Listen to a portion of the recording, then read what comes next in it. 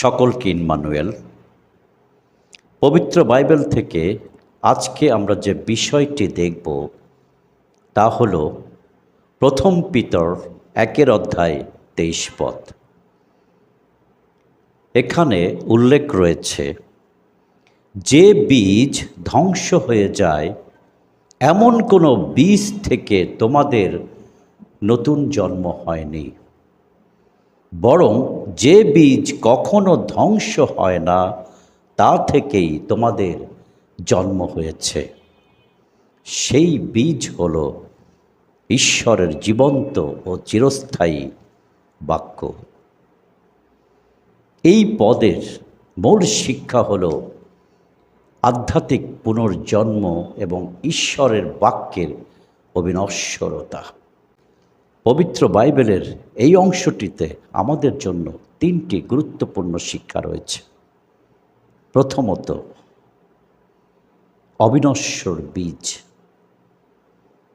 মানুষের সাধারণ জন্ম হয় নশ্বর বা ধ্বংসহীন বীজ থেকে, কিন্তু আধ্যাত্মিক জন্ম হয় এক অবিনশ্বর বীজ থেকে, যা কখনো শেষ হয় না।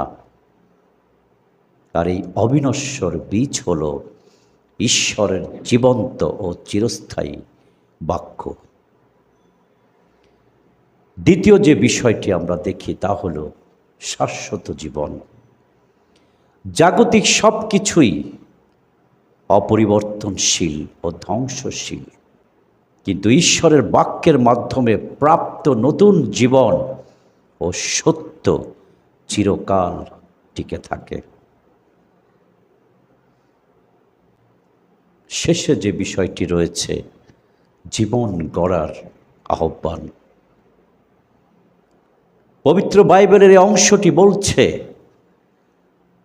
মানুষকে নশ্বর জগতের মোহ ছেড়ে ঈশ্বরের চিরন্তন সত্যের উপর বিশ্বাস রেখে জীবন গড়ার আহ্বান। আমরা যারা খ্রিস্টেতে বিশ্বাসী, আমরা যারা খ্রিস্টের উপর বিশ্বাস করেছি, প্রভু যিশুকে যারা পরিত্রাতা রূপে গ্রহণ করেছে, তাদের নতুন জন্ম হয়েছে এক অবিনশ্বর বীজ থেকে। আর সেই বীজ হল মহান ঈশ্বরের জীবন্ত চিরন্তন বাক্য। সেই বাক্য চিরকাল টিকে থাকে, ধ্বংস হয় না।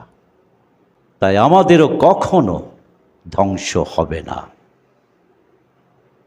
ধন্যবাদ।